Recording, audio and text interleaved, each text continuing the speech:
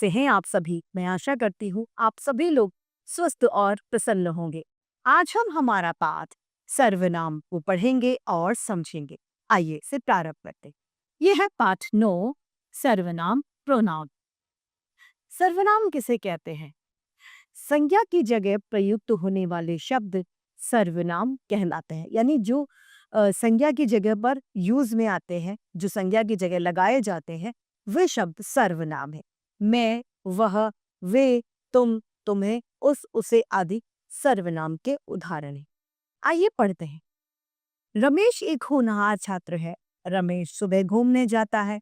रमेश कक्षा 3 में पढ़ता है। रमेश प्रतिदिन विद्यालय जाता है। रमेश के माता पिता एक बड़े मकान में रहते हैं। रमेश के भाई का नाम उमेश है। ऊपर दिए गए वाक्यों को ध्यान से पढ़ा और इन वाक्यों में रमेश को बार बार दोहराया गया।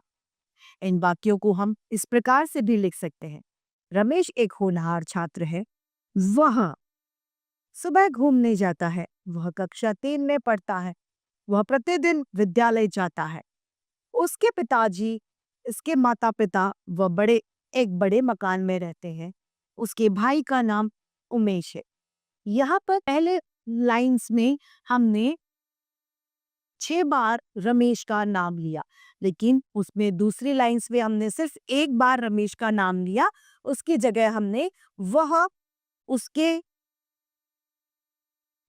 का प्रयोग किया। रमेश का बार बार हमने दोहरान नहीं किया, जिससे हमारी भाषा प्रभावी बनती है। रमेश की जगह कुछ अन्य शब्दों का भी प्रयोग किया जा सकता है, जैसे वह, उसके आदि। ये शब्द ही सर्वनाम है। यानी हम ये कह सकते हैं कि जिन शब्दों का प्रयोग संज्ञा शब्दों के स्थान पर किया जाता है, वह सर्वनाम कहलाते हैं। सर्वनाम शब्दों के प्रयोग से भाषा में सुंदरता और सरलता आ जाती है। मैं, वह, तुम, ये, वे, वह आदि सर्वनाम शब्द है जो संज्ञा के स्थान पर प्रयोग में लिए जाते हैं। यहाँ पर कुछ और सर्वनाम शब्द दिए गए हैं। मैं का हम, तुम, तुम्हारा, वह, वे, उसे, उन्हें, इसे, इन्हें, कोई, कुछ। यहाँ पर विशेष बात यह है कि जिसके बारे में हम बात करते हैं या कर रहे हैं, उसके लिए वह, वे, उसका आदि का प्रयोग किया जाता है। जिससे बात की जाती है उसके लिए तुम, तुम्हारा आदि शब्दों का प्रयोग किया जाता है। कर्ता अपने लिए मैं, हम, हमारा आदि सर्वनाम शब्दों का प्रयोग करते हैं। आइए इस पाठ को संक्षेप में दोहरा लें। जो शब्द संज्ञा की जगह प्रयोग लाए जाते हैं वे सर्वनाम कहलाते हैं।